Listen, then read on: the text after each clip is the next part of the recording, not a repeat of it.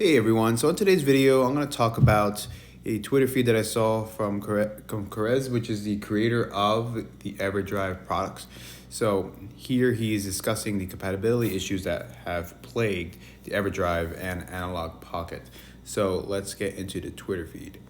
Here he says, I tested a bunch of carts. Some units work while some others doesn't.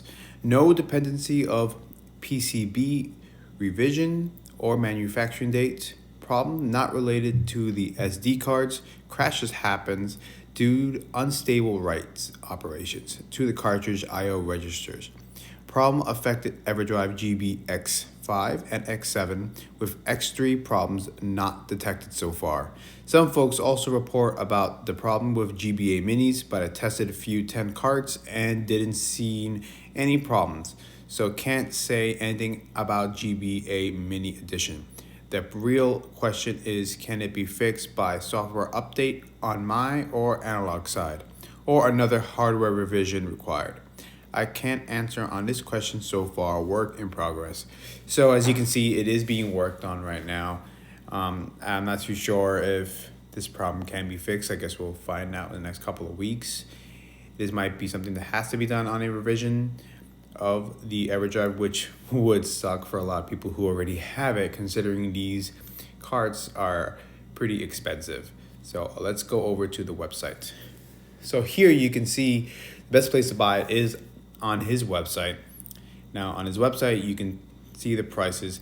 Now the price for the Game Boy Color X7 one is $129, so it is a bit expensive, but it is absolutely worth it if you like retro gaming and if you don't want to take all the games to go. Now on the other side, you'll see they have the Everdrive GBA X5 Mini. Now this is also for a pretty good price considering how good his products are. Now I personally have only had problems with the Game Boy one, not the Game Boy Advance. But there are also several other revisions of the Game Boy. Now, as you can see as I scroll through, they have the X5 and the X3. So the X3 doesn't seem to have problems, and it is a lot cheaper. It's $40. The X5 seems to be $55, which is substantially cheaper. Now, I will talk a little bit more about that in a couple of seconds, but let me show you some other ones that we have here. We have the Easy Flash Game Boy, which is the Easy Flash Junior, going for about $54, $57 on Amazon, and we have the Game Boy Advance version, which goes for about $57. I'll include all these links below. All right, so in front of me now, I will show the Everdrive products once more compared to the Easy Flash.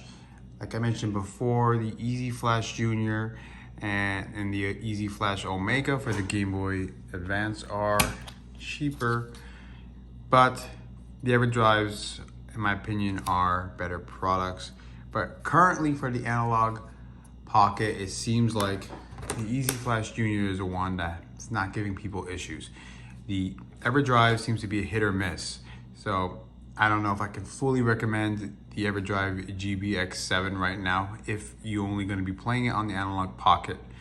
It's kind of a gamble to see if maybe you'll get the right one, maybe you won't. I guess we'll still see on that one. Now, I'll pop this one into the Analogue Pocket just to show it real quick. Now, in one of my prior videos, I showed a workaround to this. And it does work as long as you do the workaround, which is pretty much pressing start and it'll load the last game that was there.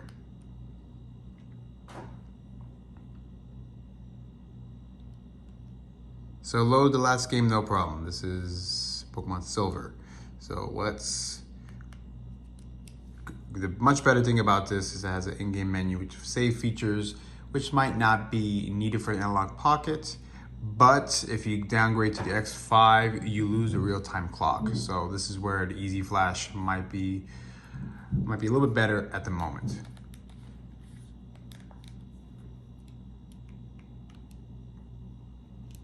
Now, if I wanted to load a new one, let's go to a random one, random automations. Gives me the same error. This is what's been happening for several other people.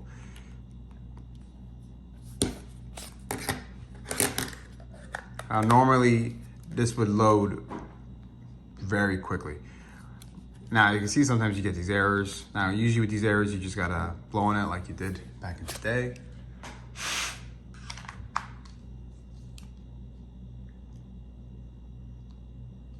Okay, here we go. And load it up just fine. Save the backup.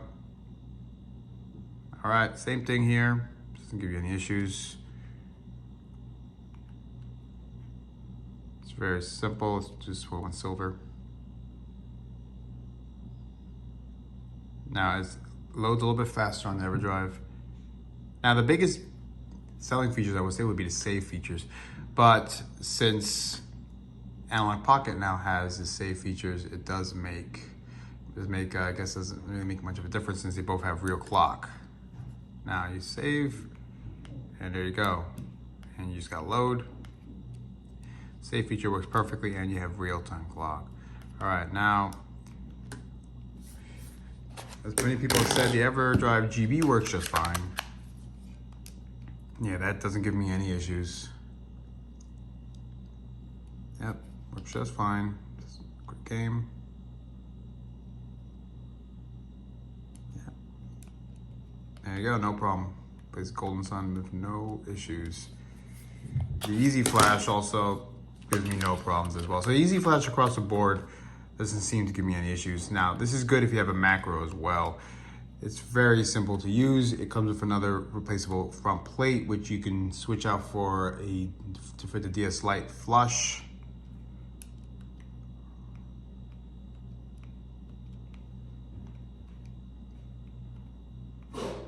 Okay, here we go. And it loads just fine, as you can see. Yep, no problem. All right, thank you guys for watching.